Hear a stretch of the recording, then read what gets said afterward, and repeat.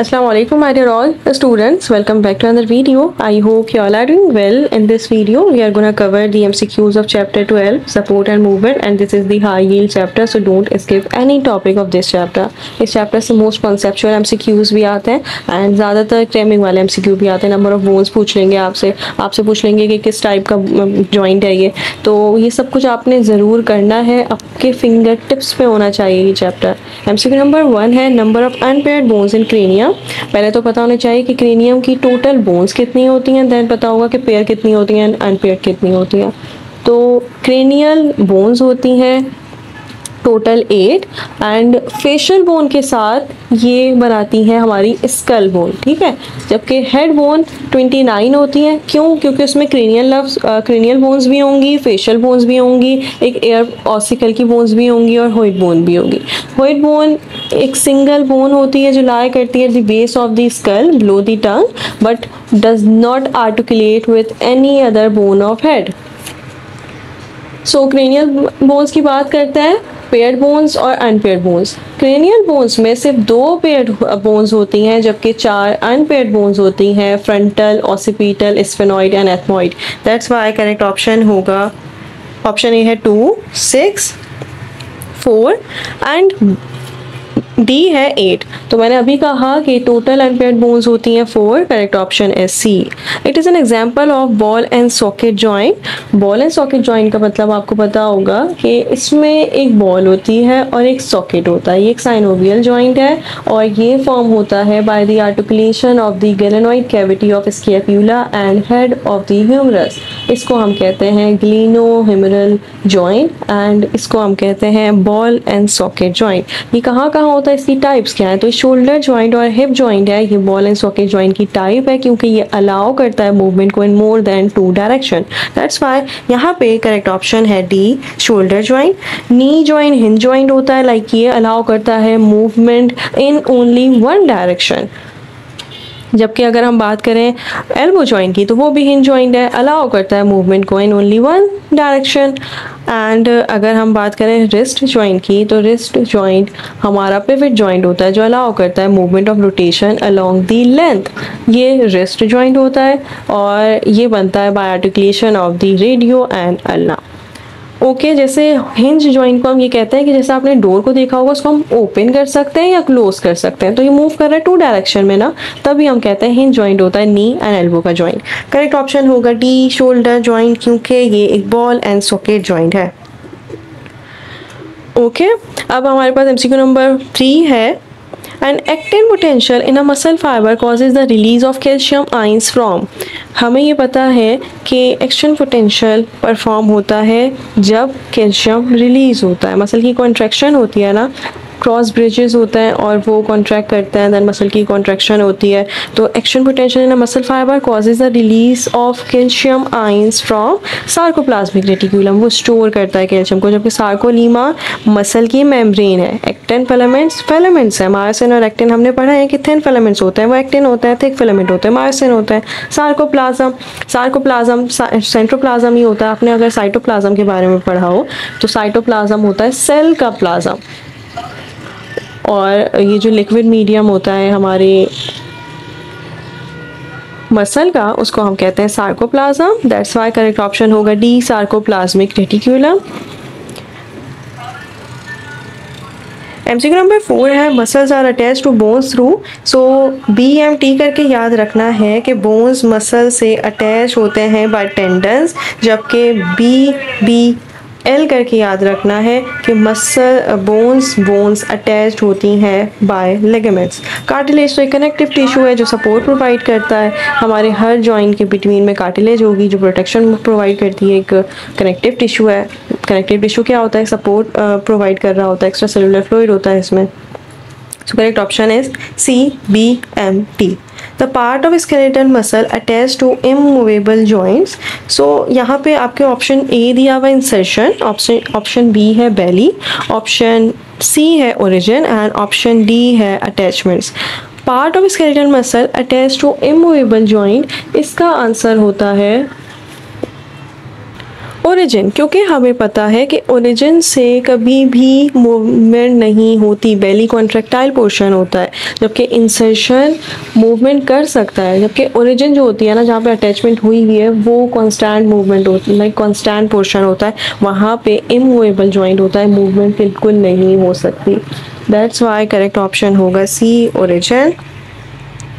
All of the following are paired bones of face except, तो face की bones पूछी हुई है, फेशियल बोन्स 14 होती हैं टोटल, पेयर्ड बोन्स सारी होंगी, जबकि अनपेयर्ड बोन्स सिर्फ 2 होती हैं, मैंडिबल और वोमर। तो करेक्ट ऑप्शन होगा वोमर।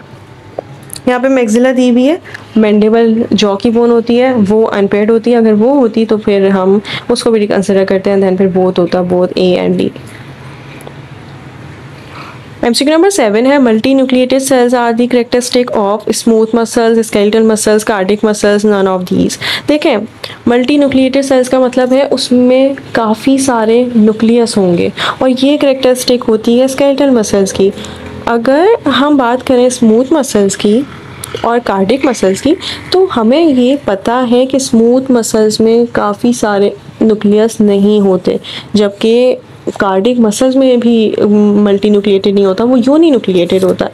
आपको कैरेक्टरिस्टिक स्केलेटल मसल्स की और स्मूथ मसल्स की पता होनी चाहिए। जो स्मूथ मसल होता है वो इनवॉलेंट्री होता है, सिंगल न्यूक्लियस होता है उसमें, और कार्डिक मसल में भी सिंगल न्यूक्लियस होता है, जबकि स्केलेटल मसल में बहुत सारे न्यूक्लियस होते हैं, वो मल्टी न्यूक्लिएटेड होता है।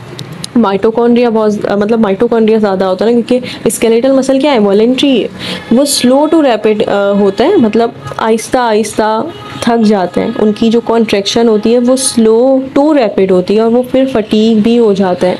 सोमैटिक नर्वस सिस्टम इसको कंट्रोल करता है। दैट्स व्हाई करेक्ट ऑप्शन होगा skeletal muscles. Smooth muscles are dash, smooth muscles के बारे में मैंने बताया कि मोस्ट प्रिमिटिव फॉर्म है एनिमल किंगडम की, अनस्ट्रिप्टेड होता है, नॉन स्ट्रिप्टेड मतलब स्ट्रिएशंस आपको इसको देखने को नहीं मिलेंगे। अगर आप अंडर माइक्रोस्कोप देखेंगे तो इसमें कोई स्ट्रिएशंस नहीं होंगी, स्ट्रिप नहीं होगी। ये स्पिंडल इन शेप होते हैं, जबकि जो स्केलेटल मसल्स होते हैं वो सिलेंड्रिकल इन शेप होता है, जबकि cardiac muscles of course branch होते हैं, क्योंकि ये हमारे हार्ट में होता है, इनवॉलेंट्री कॉन्ट्रैक्शन होती है और ये थकते नहीं है, स्पॉन्टेनियस होता है। तो यहाँ पे होना चाहिए वॉलेंट्री, और वॉलेंट्री को तो हम एलिमिनेट कर देंगे, क्योंकि ये इनवॉलेंट्री होते हैं, हमारे कंट्रोल में नहीं होते। इनवॉलेंट्री सिलेंड्रिकल इन शेप नहीं होते और ना मल्टी न्यूक्लिएटेड होते हैं, ये होते हैं spindle shape and uni nucleated. That's why correct option होगा A. The muscle band that remain unchanged during muscle contraction and relaxation of the skeletal muscle is, जब भी हम लोग कॉन्ट्रैक्शन के बारे में पढ़ते हैं तो हमें पता होता है कि कॉन्ट्रैक्शन में ए बैंड चेंज नहीं होता, आई बैंड शॉर्ट हो जाता है, जबकि एच जोन भी शॉर्ट हो जाता है।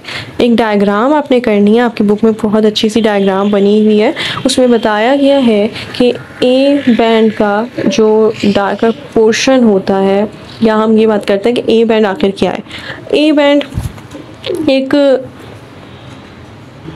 डार्क बैंड होता है जिसमें एक्टिन और मायोसिन फिलामेंट्स दोनों होती हैं, जबकि जो आई बैंड है वो उसमें सिर्फ और सिर्फ लाइट बैंड होगा, मतलब लाइट बैंड का मतलब है एक्टिन फिलामेंट होगा, ठीक है।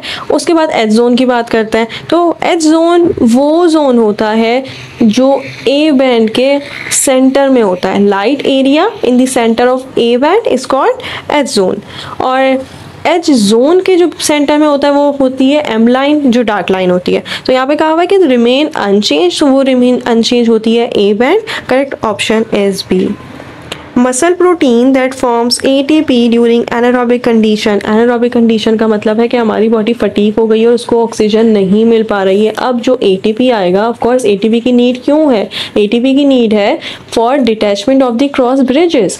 ATP एक इमीडिएट सोर्स ऑफ एनर्जी है for muscle contraction, that's why keratin phosphate आएगा और वो प्रोवाइड करेगा एनर्जी को इन the anaerobic condition, in the stressful condition, जबकि under normal condition glycogen provide करता है ATP को। ऑफ कोर्स नॉर्मल कंडीशन का मतलब है कि जब एरोबिक ब्रेक डाउन हो रहा होता है, एरोबिक रेस्पायरेशन होती है, ऑक्सीजन मिल रही होती है, जबकि under stressful condition anaerobic break down हो रहा होता है और वो क्रेटाइन फॉस्फेट कन्वर्ट हो जाता है into ATP।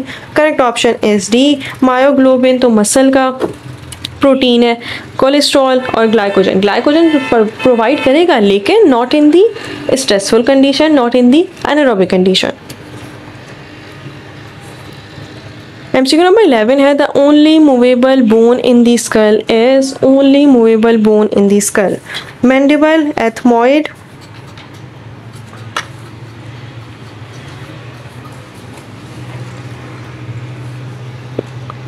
Maxilla and zygomatic. अब ये याद करने वाली बात है कि हमें पता है मैंडिबल बोन है जॉज की, और जॉज आप किसी चीज़ को च्यू करके देखें तो आपको पता चलेगा कि बोन मूव कर रही है। तो only movable bone of course skull की हमारी मैंडिबल है। Correct option is A.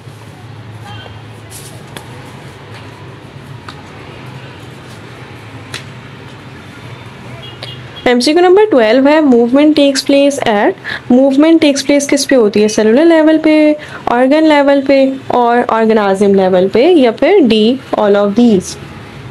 Movement takes place होती है सेलुलर लेवल पे भी, ऑर्गन लेवल पे भी एंड ऑर्गेनिज्म लेवल पे भी। एवन करेक्ट ऑप्शन यहाँ पे डी होगा, क्योंकि हमें पता है कि मूवमेंट हो रही होती है। अगर हम बात करें, यहाँ पे सिर्फ और सिर्फ ये कहावत नहीं है कि यहाँ पे आप बात करें। ओके, नेक्स्ट MCQ है मूवमेंट टेक्स प्लेस। मूवमेंट क्या होती है, मूवमेंट होती है कोई भी इरिटेबिलिटी हो रही है और लिविंग ऑर्गेनिजम्स कुछ एक्शन परफॉर्म कर रहा है, इस एक्शन को हम कह रहे हैं मूवमेंट।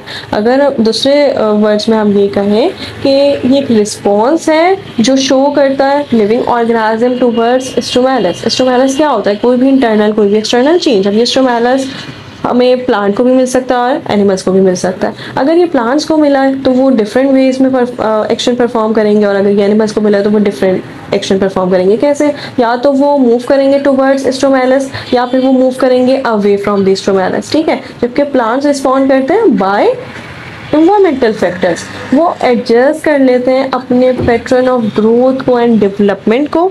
यहाँ पे सिर्फ और सिर्फ ये पूछ रहे हैं कि सेलुलर लेवल पे होती है, ऑर्गन लेवल पे होती है, ऑर्गेनिज्म लेवल पे होती है। ये मूवमेंट हर जगह हो रही होती है। करेक्ट ऑप्शन डी होगा, all of the above. Next MCQ है exoskeleton in diatoms is made up of. Exoskeleton क्या होता है, ये एक hard non living external covering होती है जो सिक्रीट होती है by the epidermal layer of the animal body itself. इसको हम कहते हैं एक्सोस्केलेटन, और ये एक्सोस्केलेटन की एग्जांपल्स होती हैं। यहाँ पे पूछा हुआ है डायटम्स में कैसे बनता है, तो डायटम्स में ये बनता है बाय सिलिका। जबकि कार्टन ऑफ कोर्स आर्थ्रोपोड्स में हमने पढ़ा है ना कि उनके पास एक कार्बोहाइड्रेट प्रोटीन कॉम्प्लेक्स एक कवरिंग होती है, उसको हम कार्टन कहते हैं। जबकि अगर हम कैल्शियम कार्बोनेट की बात करें, जो ये जो मॉलिस्क होता है ना, इनका एक्सोस्केलेटन होता है in the form of shells. ये शेल बनता है कैल्शियम कार्बोनेट से। ओके, सो यहाँ पे डायटम्स के बारे में पूछा हुआ है। करेक्ट ऑप्शन डी है। Molluscs have an exoskeleton in the form of, मैंने अभी कहा कि मॉलिस्क का जो एक्सोस्केलेटन होता है in the form of shell होता है, वो शेल बनता है by lime calcium carbonate. Option A है प्रोटीनिशियस एंड ऑप्शन सी है कैल्केरियस और कार्टिनस। देखें, हमें पता है कि मॉलिस्क का in the form of calcium carbonate होता है और उसको हम कहते हैं calcareous shell. Correct option is C.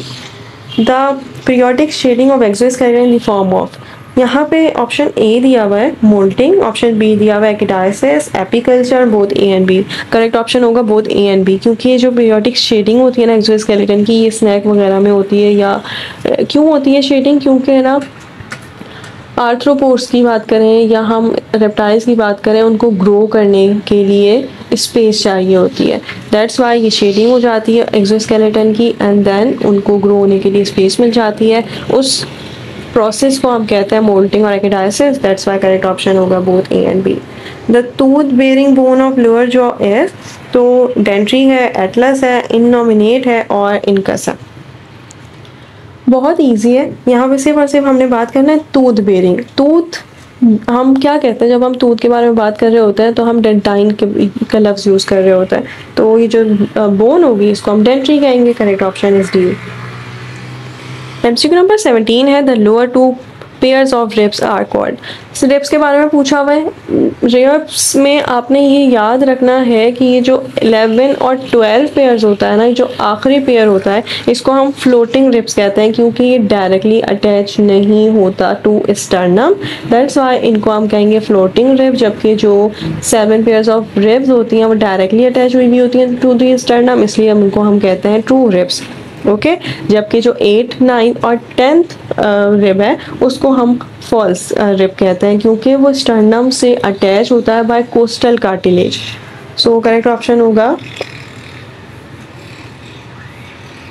Floating ribs. The visible number of vertebrae in human vertebral column as visible number पूछा हुआ है। देखिए वर्टिब्रल कॉलम में ना वर्टिब्रीज होती हैं टोटल 33, लेकिन विजिबल होती हैं ओनली 26, क्योंकि हमें पता है कि हमेशा याद रखिएगा फ्यूजन हो जाती है। वर्टिब्रल कॉलम में 33 वर्टिब्रीज और फ्यूज हो गई 26 आ गई। Cervical, thoracic, lumbar, sacral and coccyx. ये जो सर्वाइकल होती हैं 7 वर्टिब्रीज होती हैं नेक की। थोरेसिक कितनी होती हैं चेस्ट रीजन की 12 वर्टिब्रीज। लंबर एब्डोमिनल रीजन की होती हैं 5 वर्टिब्रीज। सैक्रल रीजन में 5 वर्टिब्रीज आ जाती हैं। ऑफ कोर्स ये फ्यूज्ड वर्टिब्रीज होती हैं जो फॉर्म करती हैं सैक्रम को, एक बोन को। सैक्रम एक बोन होती है हिप की और ये फॉर्म करती है पेल्विस को। जबकि जो कॉकिक्स बोन है ये ऑफ कोर्स टेल बोन होती है और ये 4 होती हैं टोटल और फ्यूज हो जाती हैं in adults. That's why correct option D होगा। अगर पूछना है टोटल फ्यूजिंग से पहले की बोन्स तो हमें पता होगा कि वो 33 वर्टिब्रीज होती हैं। एमसीक्यू नंबर 19 है which of these makes bones hard? Carbohydrates, minerals, proteins and fats. हमें ये भी पता है कि मिनरल्स बोन्स को हार्ड बनाती हैं। मिनरल्स में कैल्शियम आ जाता है। कैल्शियम आपने पढ़ा होगा, अगर कैल्शियम ना हो तो बोन्स रिजिड नहीं रहती। बोन्स मतलब हम क्या करते हैं, रिजिड वो होता है कि मूव ना करने वाला। बोन्स फेम हो जाती हैं, बोन्स बहुत सॉफ्ट हो जाती हैं।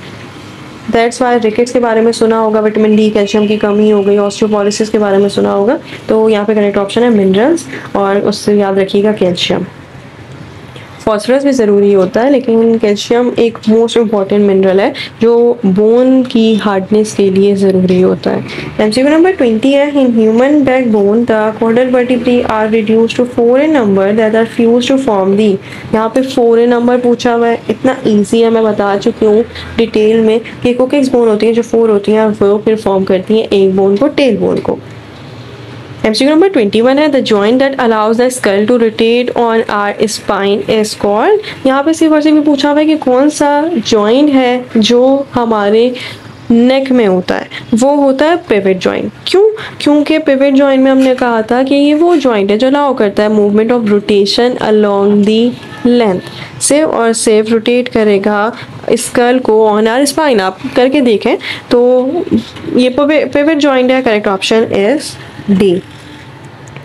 फिब्रस जॉइंट हमारे स्कल में होता है। फिब्रस जॉइंट क्या है? एडजस्टमेंट बोन्स हैं जो डायरेक्टली कनेक्ट हुई भी होती हैं by fibrous connective tissue and ये ज़्यादातर हमारी मतलब स्कल की बोन्स हैं जो सिक्योर हम कहते हैं इमूवेबल जॉइंट होता है। कार्टिलेजस जॉइंट स्लाइटली मूवेबल जॉइंट है, ये इंटरवर्टिब्रल डिस्क में होता है और सबसे बड़ी एग्जांपल तो इंटरवर्टिब्रल डिस्क की है कार्टिलेजस जॉइंट की।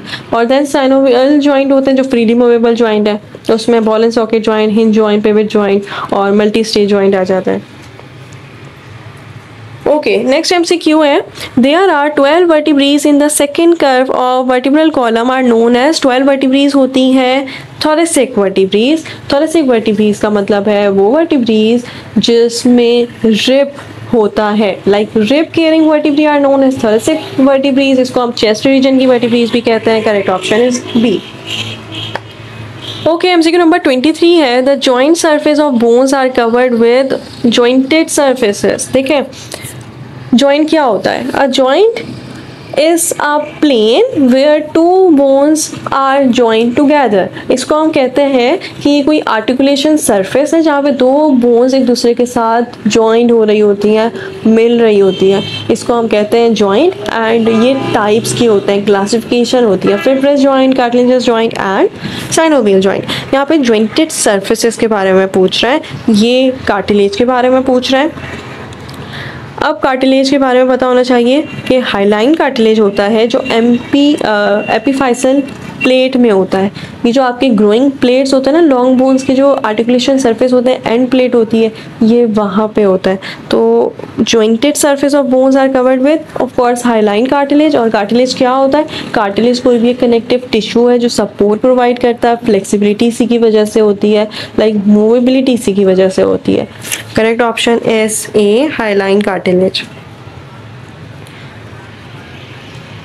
और एक और बात याद रखिएगा कि यहाँ पे लिखा हुआ है ऑप्शन सी, आर्टिकुलर कार्टिलेज। अब काफ़ी सारे बच्चे सोच सकते हैं कि आर्टिकुलर कार्टिलेज आर्टिकुलेट करने में हेल्प कर रहा है, तो शायद option A and C both हो जाए। लेकिन ऑलवेज रिमेंबर, कार्टिलेज सिर्फ और सिर्फ 3 टाइप की होती हैं, hyaline cartilage, elastic cartilage and fibro cartilage. Fibro cartilage of course वो कार्टिलेज होंगी जो फिब्रा से मिलके बन रही हैं, जैसे हमारा इंटरवर्टिब्रल डिस्क होता है ना, इसमें होती है फिब्रस कार्टिलेज। इलास्टिक कार्टिलेज हमारी एपिग्लॉटिस में, पेना में और स्टेशन ट्यूब में, उसमें होती है। हाइलाइन कार्टिलेज बहुत सारे उसमें होती है, लाइक हमारे जो जॉइंटेड लेग्स हैं, ये जो नेसल है, ये जो रेस्पिरेटरी पैसेज है, इसमें जो कार्टिलेज होंगी वो होंगी hyaline cartilage. Okay, next MCQ है, in which skeletal deformity pain is felt in the lower back, buttocks और various parts of the leg and foot. Diseases आपने ज़रूर पढ़ी होंगी, स्केलेटल डिफॉर्मिटी आपने ज़रूर पढ़ी होगी। यहाँ पे सिर्फ और सिर्फ शेटिका के बारे में पूछ रहे हैं। शेटिका में ही लोअर बैक में, लेग में और फुट में पेन होता है, जबकि आर्थराइटिस का मतलब है, टिस जब आ जाएगा ना तो याद रखिएगा इन्फ्लेमेशन से रिलेट करता है। तो यहाँ पे आर्थराइटिस है तो वो इन्फ्लेमेशन है जॉइंट की, उसमें तो आपको नीज में पेन हो सकता है, एल्बो में पेन हो सकता है, but not in the leg और द फुट।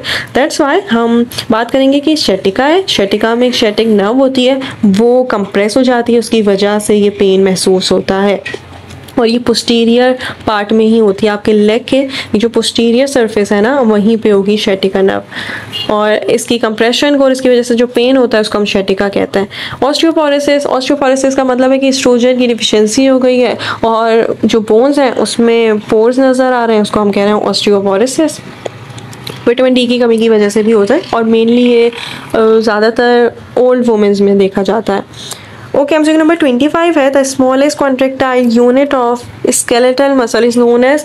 सीधा से पूछा हुआ है कि कॉन्ट्रेक्टाइल यूनिट कौन सा है। कॉन्ट्रेक्टाइल यूनिट होता है सार्कोमेयर, जबकि साइनेप्स होता है वो जंक्शन जो 2 न्यूरॉन के बिटवीन बनता है। थिन फिलामेंट एक्टिन होता है। और मोटर यूनिट का मतलब होता है कि एक हम ये बात करते हैं कि एक मसल बहुत सारे न्यूरॉन से, जबकि मोटर यूनिट ना all the muscle fibre supplied by a single motor neuron, इसको हम कहेंगे मोटर यूनिट। लाइक मसल किससे बन रहे होते हैं? मसल में मसल फाइबर्स होते हैं, फिर मायो फाइबर्स होते हैं, मायो फिलामेंट्स होते हैं, एक्टिन और मायोसिन। तो ये सारे जो मसल फाइबर्स हैं वो सप्लाइड होते हैं सिंगल मोटर न्यूरॉन और इसको हम कहते हैं मोटर यूनिट। करेक्ट ऑप्शन यहाँ पे होगा सार्कोमेयर, क्योंकि वो ही स्मॉलेस्ट कॉन्ट्रैक्टाइल यूनिट है। ये एक एरिया होता है, successive area between 2 Z line. Correct option is A. MCQ number 27 है, ट्राइसेप्स मसल्स आर। तो ट्राइसेप्स मसल्स होते हैं, बाइसेप मसल्स होते हैं। ज़्यादातर पूछते हैं कि बाइसेप मसल्स कौन से मसल्स हैं और ट्राइसेप मसल्स कौन से मसल्स हैं। देखें, ट्राइसेप मसल्स ना एक्सटेंसर मसल्स होते हैं, ये आपके आर्म के पोस्टीरियर पार्ट पे होता है, जबकि बाइसेप आगे होता है एंटीरियर कंपार्टमेंट में। अब हम बात करें कि ट्राइसेप मसल एक्सटेंसर मसल्स होते हैं या फ्लेक्सर मसल्स होते हैं। तो ट्राइसेप मसल्स एक्सटेंसर मसल्स होते हैं क्योंकि ये आपके नी को एक्सटेंड कर रहे होते हैं।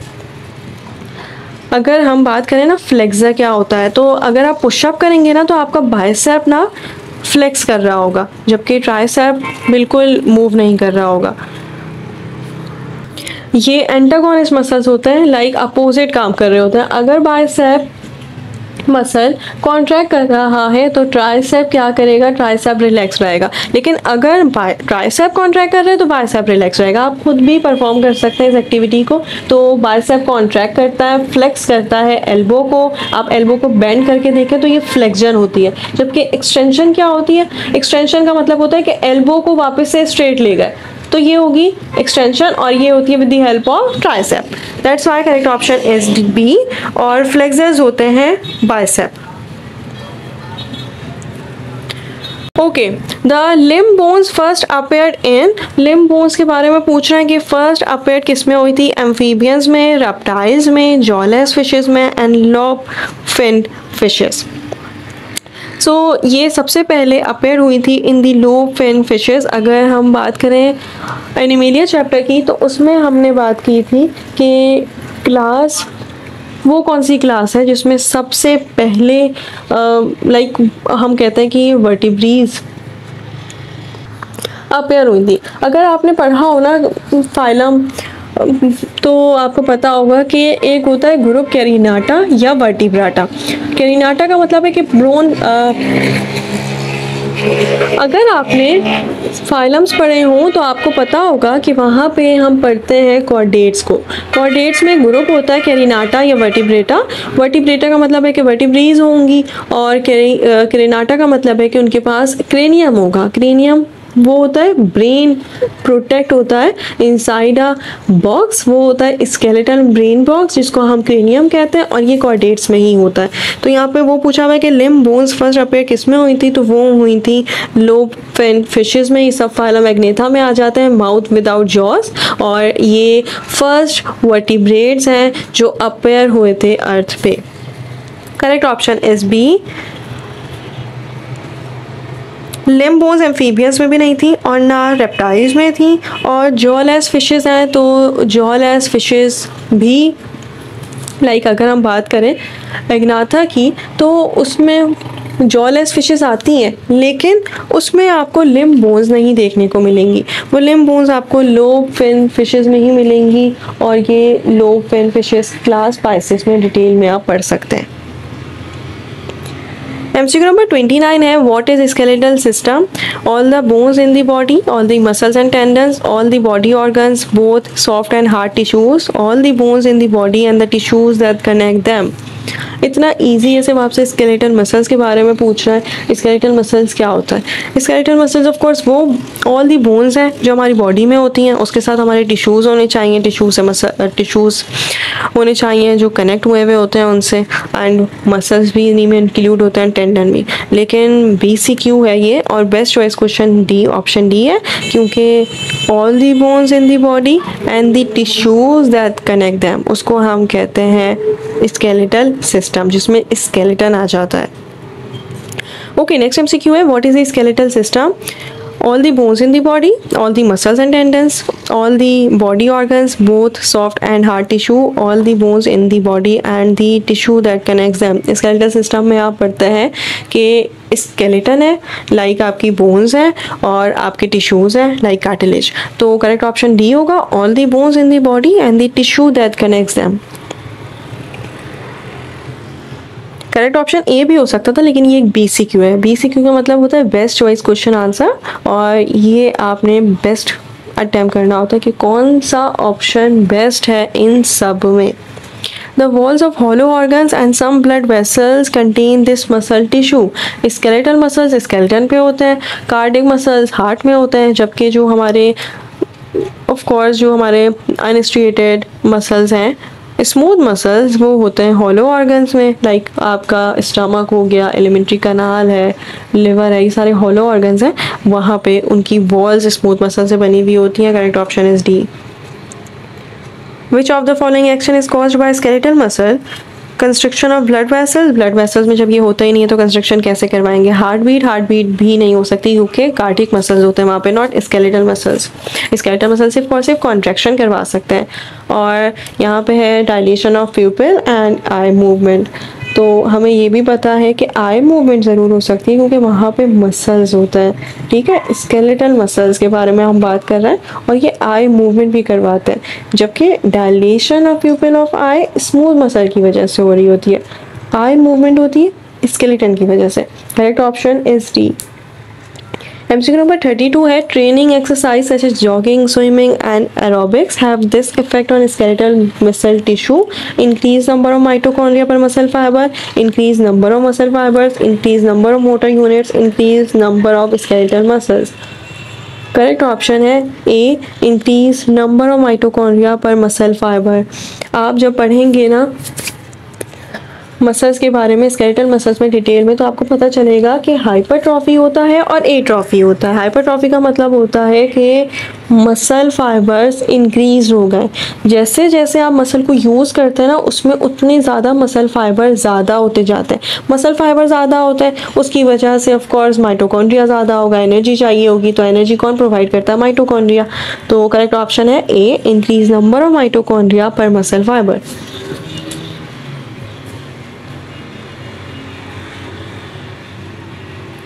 MCQ नंबर 33 है फिब्रोकार्टिलेज इज प्रेजेंट इन एक्सटर्नल पिने ऑफ हेयर्स एंड एपिग्लॉटिस। ई से याद रखना है, ई फॉर इलास्टिक कार्टिलेज, और इलास्टिक कार्टिलेज में एपिग्लॉटिस आ जाता है, स्ट्रिशियन ट्यूब आ जाती है, एयर आ जाता है, पिना आ जाता है। तो ऑप्शन ए तो नहीं हो सकता ना, बोथ ए एंड बी हो सकता है, और वर्टिब्रेज दिया हुआ है। तो फिब्रोकार्टिलेज का मैंने कहा था कि इंटरवर्टिब्रल डिस्क में होता है फिब्रोकार्टिलेज, इसके ऊपर पेरिकॉन्ड्रियम लेयर भी नहीं होती। अगर हम बोन्स की लेयर की बात करें पेरिटोनियम, और अगर हम बात करें कार्टिलेज की तो उसमें कवरिंग होती है। ठीक है, कवरिंग भी 2 लेयर्स में होती है, फिब्रस और सेलुलर, और इसके सेल्स होते हैं। अगर हम बात करें बोन्स के तो उसके 3 सेल्स होते हैं, ऑस्टियोब्लास्ट, ऑस्टियोक्लास्ट एंड ऑस्टियोसाइट्स, जबकि कार्टिलेज का 1 सेल होता है, कॉन्ड्रियोसाइट्स। तो यहाँ पे कहा हुआ है कि फिब्रोकार्टिलेज प्रेजेंट इन, एग्जांपल्स याद रखनी है और कुछ उसके स्ट्रक्चर भी याद रखना है। तो फिब्रोकार्टिलेज प्रेजेंट होता है हमारे वर्टिब्रीज में। Correct option is B. जबकि ई फॉर एपिग्लॉटिस है, और ई फॉर एयर है, पिना है, स्ट्रिशियन ट्यूब है, और ये इलास्टिक कार्टिलेज की एग्जाम्पल्स हैं।